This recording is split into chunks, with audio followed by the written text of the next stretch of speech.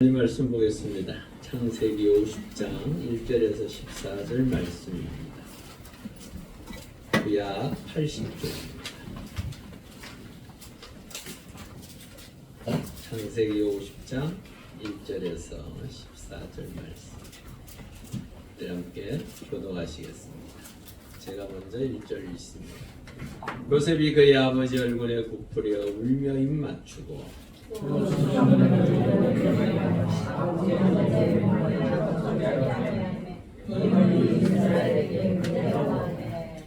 (40일이) 걸렸으니 향으로 처리하는 데는 이날 수가 걸림이며 애굽 사람들은 70일 동안 그를 위하여 곡하였더라.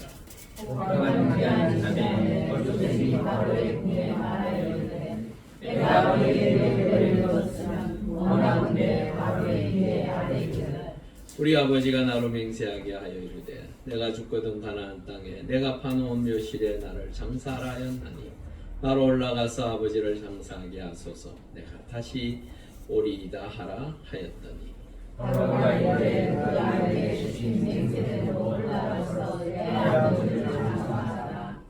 요셉이 자기 아버지를 장소로 나가니 바로의 모든 신하와 바로 궁의 원로들과 애굽 땅의 모든 원로와 요셉의 원수와 그의 형제들과 그의 아버지의 집이 그와 함께 올라가고 그들의 어린아이들과 그와 숙제만 조생하며 하셨으며 병거와 기병이 요셉을 따라 올라가니 그때가 심히 컸더라. 그들이 요단강을 건너편 나다바라에 이르러 거기서 크게 울고 애통하며 요셉의 아버지를 위하여 10일 동안 애곡하였더니 그 땅 거민과 가나안 백성들이 아닷 마당에 애통을 보고 이르되 이는 애굽 사람의 큰 애통이라 하였으므로 그 땅 이름을 아벨 미스라임이라 하였으니 곧 요단강 건너편이었더라. 야곱의 하나님의 아버지 사람들에게 명령한 대로 그를 위해 따라 행하여 그를 가나안 땅으로 메어다가 마므레아 막벨라 밭굴에 장사하였으니 이는 아브라함이 헷 족 에브론에게 밭과 함께 사서 매장지를 삼은 곳이더라. 요셉이 아버지를 장사하는 게 자기 형제와 오산과 함께 에브론으로 올라왔더라. 아멘. 우리 전우장으로 인사하시자. 하나님 평안하셨습니까?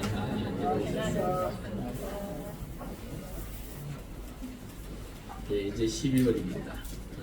2025년이 진짜 어떻게 지나가는지 한 달 남았습니다. 인생의 끝이 있습니다. 누구나에게. 그 끝에는 내가 어디로 가야 할지 선택하는 것이 아니라 내가 살아온 삶의 자리와 내가 선택했던 그 결과로 인하여 내가 가야 할 곳이 있습니다. 우리의 삶의 자리에서 늘 선택하며 결정하며 살고 있습니다. 예수 믿고 구원받는 것도 하나님의 은혜라고 하지만 결론은 우리 스스로가 선택하지 아니하며 그 결과는 다른 결과를 낳을 수밖에 없습니다. 그러기에 올 한 해 살아오면서 많은 선택들 중에 하나님의 말씀을 선택하고 주의 은혜를 선택하고 그 복된 자리를 선택하고 살아왔었기를 바랍니다. 아멘. 우리에게 또한 2026년이라는 시간이 좀 있으면 다가옵니다. 25년을 되돌아보며 내가 선택하지 못했던 것들을 주의 은혜 가운데 잘 선택하여서 하나님의 복되고 귀한 생명의 날수를 이어갈 수 있기를 바랍니다. 아멘. 한 해를 돌아보면 만족하십니까? 아멘. 한 해를 돌아보시면 참으로 내가 잘 살아왔다라고 생각하십니까? 아멘. 맞습니다. 예수 믿는 사람들은 하나님의 은혜로 살기에 감사가 먼저 앞섭니다. 그럴 때에 우리의 인생은 올해보다 내년이 더 좋을 것입니다. 앵커 중에 한 사람이 항상 그 얘기를 하더라고요. 오늘은 어제보다 더 나은 하루가 될 것이다 이야기를 하더라고요. 저는 그 멘트를 맨 마지막에 항상 해요. 그걸 일을 들으면서 그 양반도 예수 믿는다 그러더라고요. 중요한 건 내가 하나님 앞에 맡겨놓고 산 삶은 분명 어제보다 오늘이 훨씬 좋을 것입니다. 더 복될 것입니다. 그러한 믿음을 가지고 올 한 해 하지 못하고 또한 걸어오지 못한 길이 있었다면 내년에는 복되고 귀한 생명의 길을 걸어가실 수 있기를 바랍니다. 야곱이라는 한 사람이 이제 이 세상을 떠났습니다. 누구의 아버지라고요? 요셉의 아버지. 어디로 돌아갔다고요? 천국. 자신이 가야 할 그곳에서 와서 이제 그곳으로 돌아가야 할 그곳으로 돌아갔다라고는 성경은 말하고 있습니다. 사실은 죽은 자가 슬픈 게 아니고 남은 자가 슬픈 거예요. 죽은 자는 이미 모든 게 결정나서 끝나버렸어요. 뭐 더 이상 돌이킬 수가 없어요. 흙으로 왔기에 흙으로 돌아갑니다. 또한 예수 믿고 구원받은 자는 분명한 것은 천국이 우리의 소망이고 그곳에 우리가 있을 줄 믿습니다. 아멘. 영원토록 하나님과 함께 거하는 그 천국, 그곳으로 오늘 야곱이 돌아갔습니다.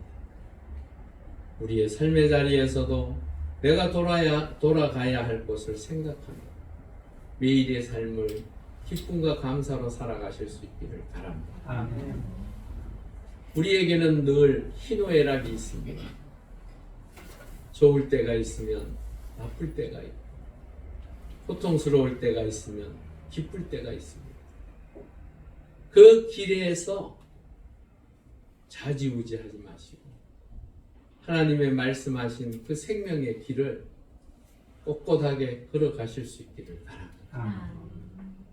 야곱의 인생에 있어서 참으로 야곱도 많은 어려움과 힘든 상황들을 겪었습니다.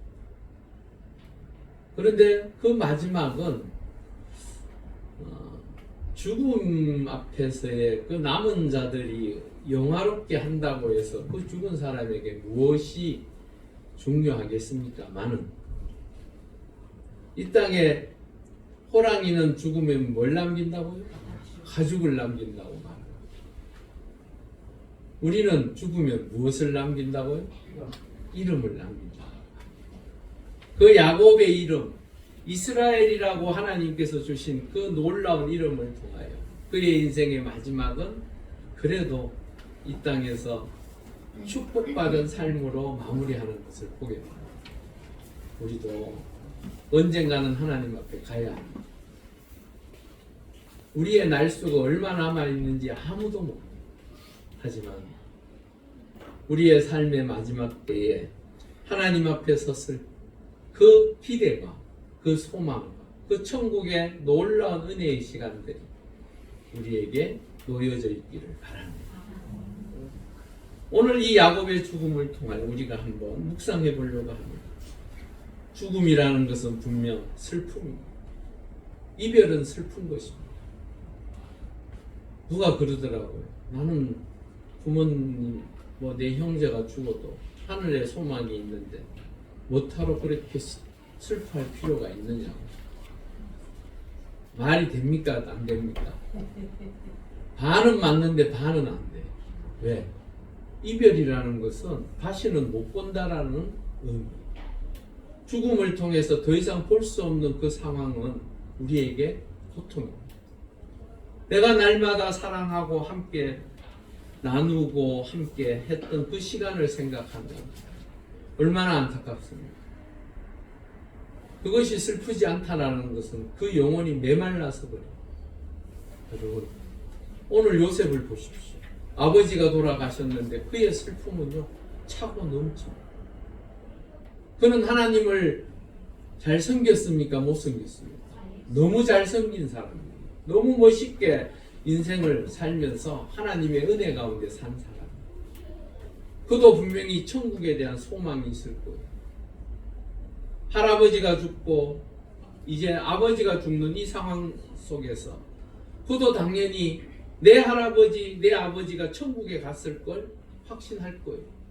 그럼에도 불구하고 그는 그 슬픔이 얼마나 컸던지 14절까지 차고 있는 거죠. 여러분, 때로는 죽음 앞에서 또한 이별 앞에서 고통스러워하는 사람들 왜 없겠습니까? 그 슬픔을 우리가 때로는 위로해주고 그 슬픔을 함께 나눌 수 있는 우리 모두가 될 수 있기를 바랍니다. 창세기 47장 12절에 보면요, 우리 한번 읽어보겠습니다. 또 그의 아버지와 그의 형들과 그의 아버지의 온 집에 그 식구를 따라 먹을 것을 주어 공양하였더라. 그 식구들, 온 집의 식구들, 아버지와 함께 내려왔던 그 식구들을 위하여 봉양하였다라는 이 봉양의 뜻을 제가 한번 말씀드렸죠. 생각해서 배려하는, 나누는, 베푸는 것. 그게 봉양입니다. 효에 우리가 효도한다라고 하는 그 효도보다도 더 높은 단계에 있는 것이 봉양입니다. 부모님을 잘 섬기는 자들의 모습을 보면요, 물질이 많아서 그 부모를 넉넉하게 잘 돌봐드려서 효도하는 게 아니더라고요. 그 부모의 마음과 생각을 알고 그렇게 행동하는, 그게 바로 자식된 도리요 가장 큰 효도라고. 돈만 던져준다고 해서, 좋은 옷을 입혀준다고 해서 그게 효가 아니라는 거예요. 부모에게 있어서 가장 큰 자녀를 향하여 바람이 무엇입니까? 아, 이번 명절 때 얼마나 좋을까? 이 생각합니까? 아니죠. 뭡니까? 형제간에 우애하며 사는. 우리나라의 대기업의 자녀들이 때로는 형제간에 재산 때문에 싸우는 거 보셨죠? 그 부모가 입장에서는 얼마나 답답할까? 소위 말해서 하늘에서 통곡할 거예요. 여러분, 요셉은요, 그 아버지를 최선을 다해서 섬겼던 사람, 그 형제들을 끌어안고 그들을 베푸는 것, 사실은 베풀 수 있습니까 없습니까? 우리 솔직하게 얘기합시다. 나를 죽음에까지 내몰으려고 했던 그 형제들을 봉양, 최선을 다해 그들의 생각을 헤아려서 도와주는 것 가능할까요? 가능하지 않을까요? 가능했으면 좋겠습니다. 가능했으면 좋겠어요. 그런데 그게 결코 쉽지 않지요. 그럼에도 불구하고 저는 요셉의 생각은요, 이렇게 봉양하는 것이, 그 형제들을 봉양하는 것이 이제 다음 주에 나오는데, 하나님의 뜻을 이루기 위해서 그렇게 했다라고 이야기를 하는데, 사실은 그의 첫 단추, 첫 번째 그거는 아버지 때문일 거라고 저는 생각해요. 아버지가 형제간에 그 반목이, 반목도 아니에요. 일방적으로 당했어요. 일방적으로 당한 이 요셉이 그 형들을 보듬어주고 이해해주고 그들에게 베푸는 것을 아버지는 얼마나 기뻐하셨어요. 아버지도 사실은 이 애굽으로 내려오면서 마음이 제가 볼 때는 조마조마했을 거예요. 왜? 이제 요셉은요, 절대 권력을 가진 자, 그 앞에서 누구도 함부로 입을 놀릴 수 없는 절대적 자리에 있다. 형들도 기분 나쁘면 지도새도 모르게 처리할 수 있습니다. 그 정도의 힘을 가지고 있어요. 그런데도 요셉은 그렇게 하지 않았어요. 요셉은 그 아버지를 위해서 참으로 귀한 효를 행했던 사람. 기독교는요, 살아있는 그 부모에게 최선을 다하여 효도하라라고 말하고 있습니다. 그 부모를 최선을 다하여 섬기라라고 말하고 있습니다. 우리 자녀들이 늘 기억해야 합니다. 조상한테 제사 지내지 않아서 효를 다하지 않는 것처럼 이야기하는데, 제가 그런 얘기하면서 늘 그런 얘기를 합니다. 귀신 지나라 까먹는 소리하고 있는데 귀신은요 귀신일 뿐이에요. 내 부모는 이제는 어디를 가 있든지 분명히 천국을 갔든지 지옥을 갔든지 어디든 가 계세요. 그거 할 수 있는 것은 아무것도 없어요. 그러기에 살아있을 때 내 삶의 자리에서 최선을 다해 그분들을 섬기고 나누어야 할 줄 믿습니다. 그러기에 신명기 27장 16절에 우리 한번 읽어보겠습니다. 경홀히 여기는 자 저주를 받을 것이라 할 것이 모든 백성은 아멘 할지니라. 아멘.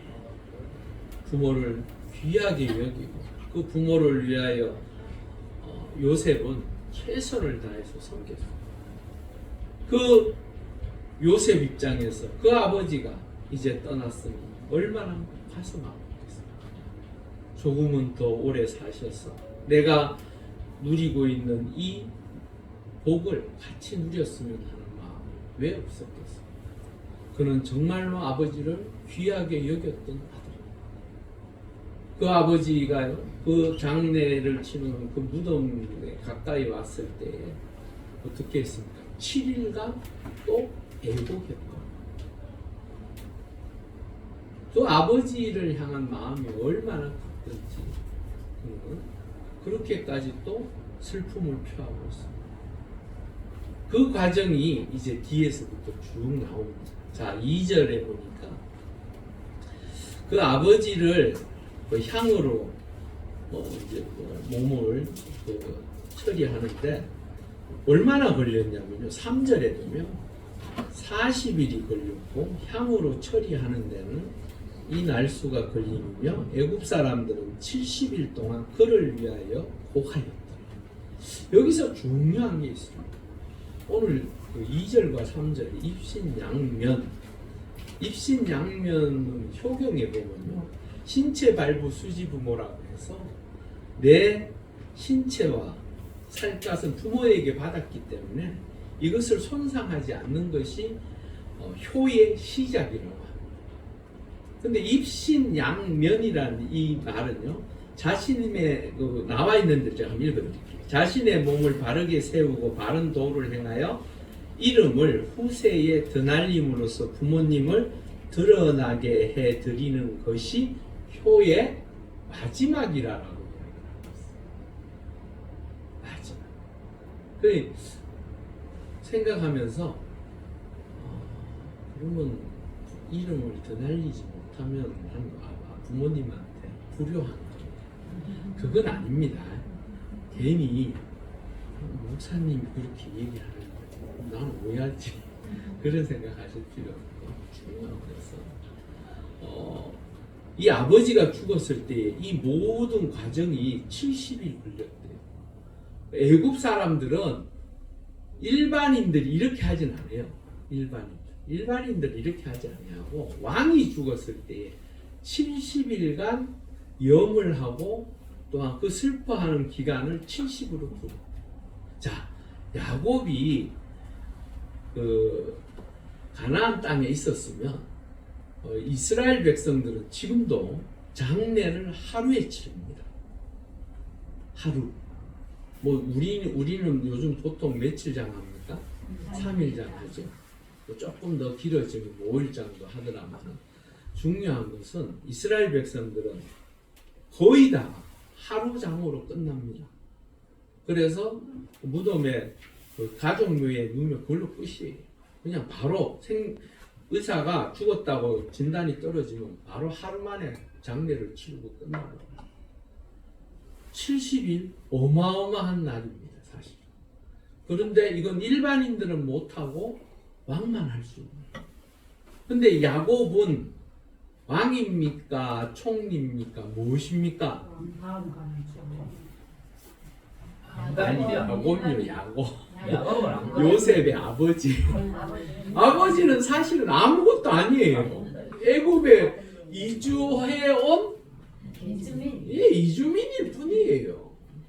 그런데 누구 때문에? 아들 요셉 때문에.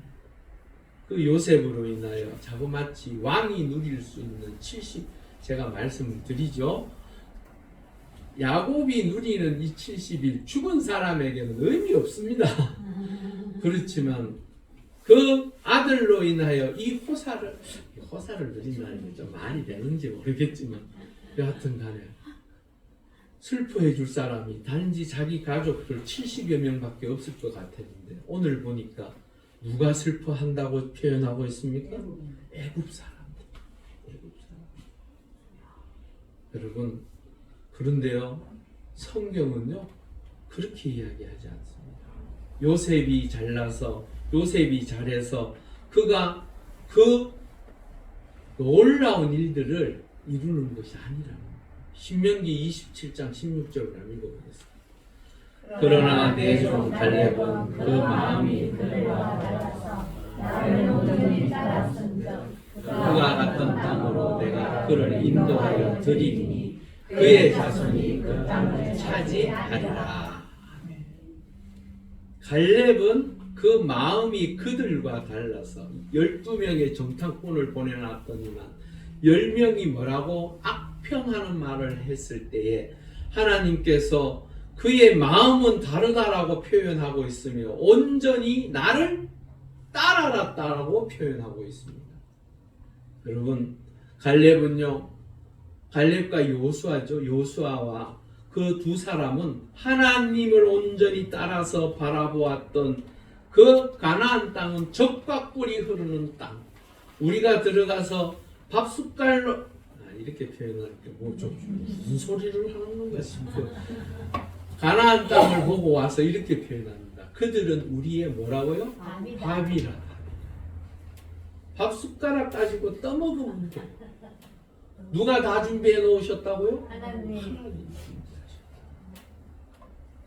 그들의 마음속에는 그 하나님께서 역사하시고 하나님께서 주실 것이란 확신이 있었기에 그들은 그렇게 표현합니다.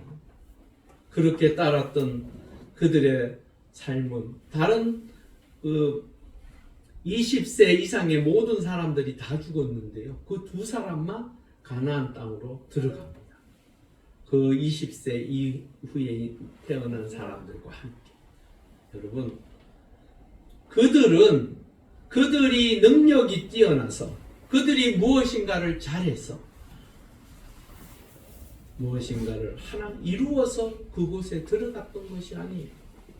오로지 하나님을 믿고 그 하나님의 은혜 가운데 살려고 노력하고 힘쓰다 보니 보여지는 시각이 하나님께서 행하실 것에 대한 확신을 가지고 있기에 그들의 보여지는 눈은 복되고 귀한 곳이었다라는 것을 알게 되었습니다.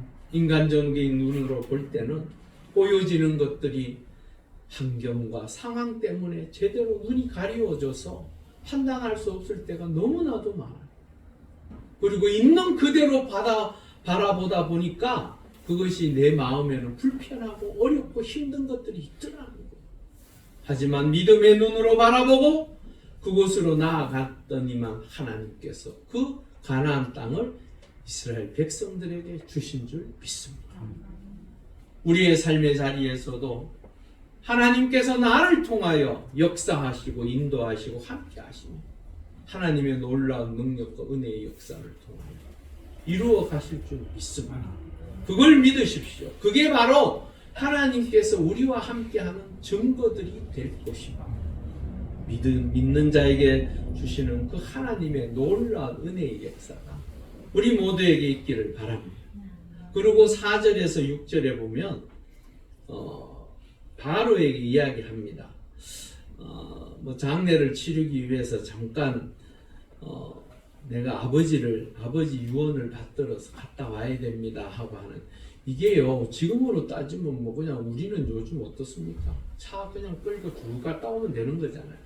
근데 그게 아니에요. 지금 여기에 지금 같이 온 사람들만 해도 어마어마해요. 그런 사람들하고 갔다 온다 대략 한 3주에서 4주 정도. 사실은 그러면 공백이 생기잖아요. 신하들도 다 따라가고 총리 아버지 돌아가셔놨더니 그런 얘기 있죠. 정승집에 개가 죽으니까 사람들이 그렇게 많이 오더니만 정작 정승이 죽거나 아무도 오지 않더라는 얘기. 이게 무슨 말입니까? 세태가 그렇다라는 겁니다. 어떻게 하든지 정승집에 개나 밖에 돌아다니는 개나 뭐 다를 게 뭐가 있어요? 똑같이 개이지.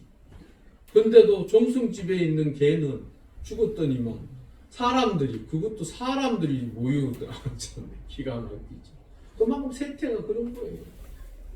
그러니까 어쩔 수 없이 그 중에 요셉을 정말로 좋아해서 아버지가 돌아가셨으니 가서 위로하고 장지까지 따라가야지 이러는 사람이 있는가 하면 속으로 이거 한번 눈밖에 잘못 나면 이거 뭐 다음이 힘들어질 거 생각하니 어쩔 수 없이 가는 사람도 없지 않아 있겠지요.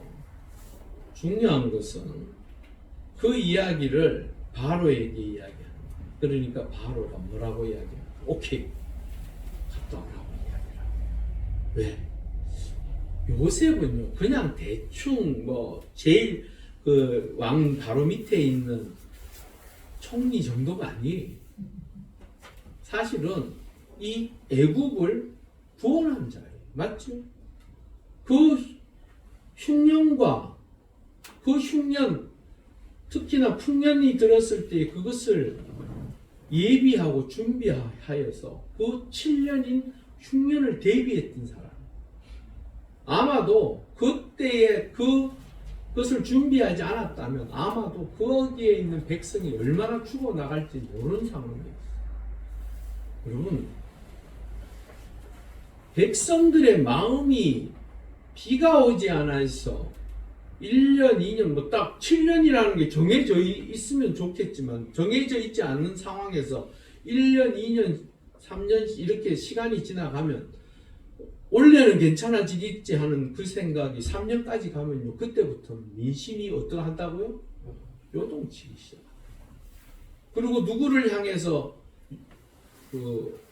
불평합니까?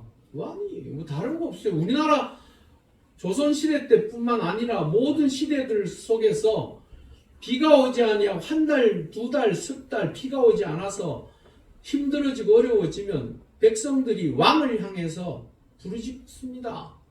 그리고 왕을 향해서 왕이 도무지 어떻게 했기에 하늘이 노하였는가 얘기하죠. 그런 상황이 벌어진다.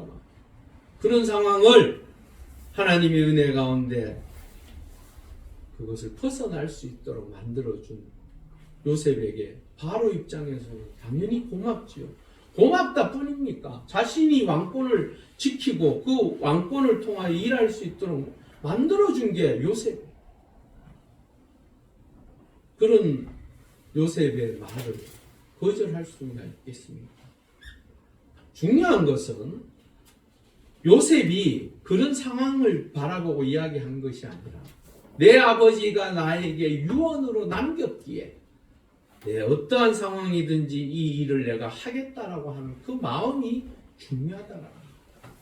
그 부모께서 나에게 마지막으로 남겨둔 그 유언을 위하여 우리가 형제간에 우애하며 또한 그 부모가 원하는 그 삶의 모습을 위해서 우리가 살아야 할 줄 믿습니다. 잠언 23장 22절에 보니까요. 좀 읽어보겠습니다. 너를 낳은 아미에게 청종하고 내 늙은 어미를 경히 여기지 말지니라. 에베소서 6장 1절에 보면요. 자녀들아 주 안에서 너희 부모에게 순종하라. 이것이 옳으니라. 그런데요. 예수 믿는 사람들에게요.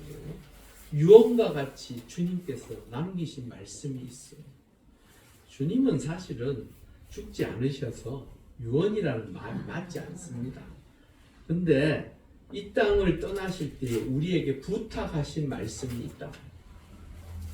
우리가 부모의 그 유언을 따라서 이렇게 받들어 행하는 것 당연한 것이고 그렇게 하기를 하는 것이 효의 마지막이라고 이야기하지 않습니까? 그런 상황에서 주님께서 우리에게 부탁하신 말씀이 있습니다. 우리 한번 읽어보겠습니다.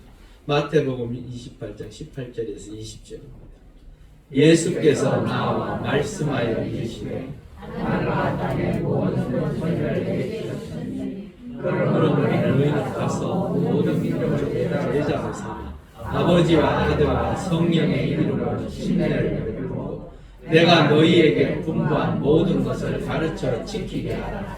볼지어다 내가 세상 끝날까지 너희와 항상 함께 있으리라 하시니라. 아멘. 우리도 이 말씀을 따라서 살아가실 수 있기를 바랍니다.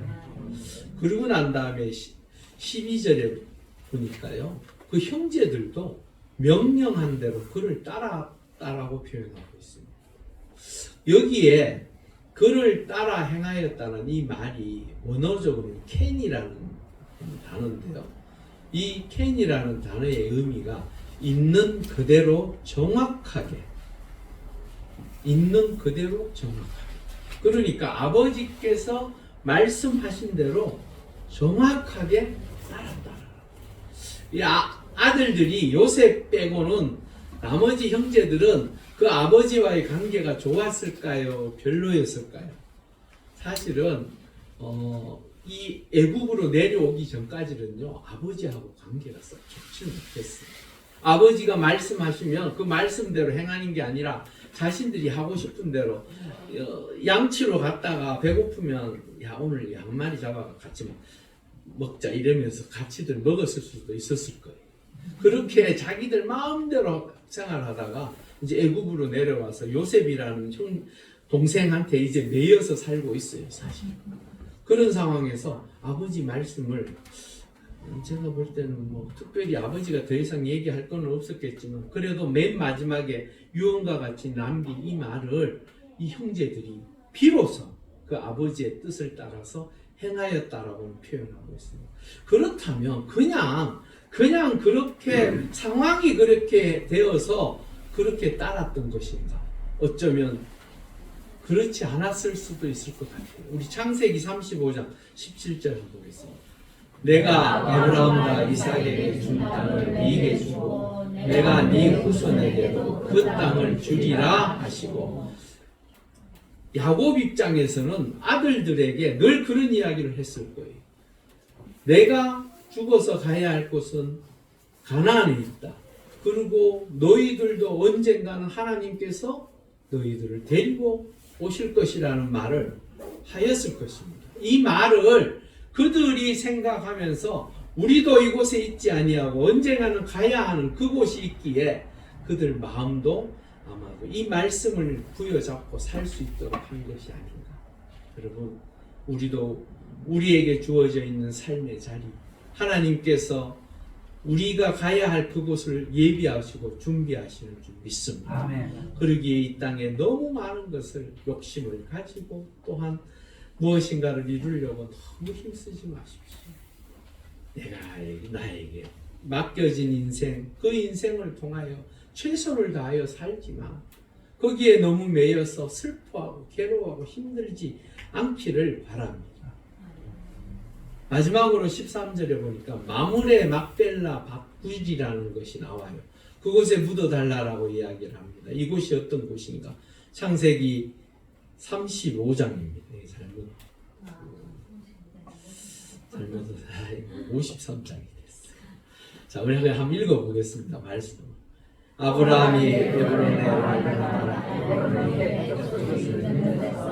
말한 대로 상인이 동령하는 400세겔을 다 에브론에 주었더니 이와 같이 그 밭과 거기에 속한 물이 해쪽 속으로부터 아브라함이 매장할 소유지로 확정되었더라.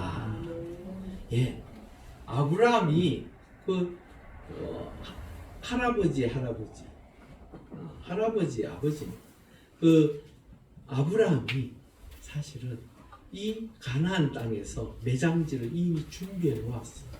그래서 하나님께서 주시마하신 그 땅을 기억하며 그 땅을 400세겔에 샀습니다. 그런데 중요한 것은 왜 다른 땅은 사지 아니하고 그 묻힐 땅만을 샀을까? 하나님께서 그곳에 모두가 묻히기를, 또한 그곳에 살 것을 이미 예비하시고 준비하신 것을 누가? 아브라함이 준비했다. 특히나 여기에 보면 사서라는 표현은요, 그 원어에 보면 아후자라는 말인데 기업이라는 뜻입니다. 기업. 그러니까 이 사서라는 말 자체가 기업이라는 뜻을 가지고 있으며 자손 대대로 물려줄 재산으로 그들에게 정해놓은 땅이 바로 막벨라굴이. 그러니까 내 부모가 묻히고 내 할아버지가 묻히고 내 선조가 묻혔던 그 자리를 이미 하나님께서 예비하셔서 그곳으로 오도록 하셨다. 여러분, 우리에게도 우리의 삶의 자리에 우리가 살아가는 근거지들이 있을 것입니다. 그런데 중요한 것은 역대상 29장 15절에 다윗은 이렇게 고백합니다. 우리 한번 읽어보겠습니다.